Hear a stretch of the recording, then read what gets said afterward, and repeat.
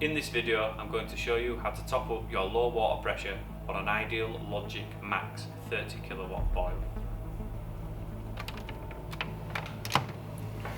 To top up your boiler with water, first pull the blue lever forward on your cold water valve. This will isolate the cold water going into the boiler and it will open the cold water going to the filling loop. Secondly, you want to open the second blue lever valve.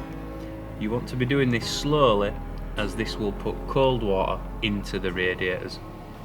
When you're opening this valve, keep your eye on the pressure gauge above. The pressure gauge wants to be roughly on 1 to 1.5 bar. So slowly turn this valve.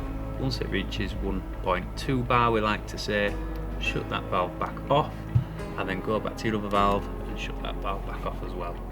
This then reinstates the cold water going to the boiler but keeps the filling valve closed.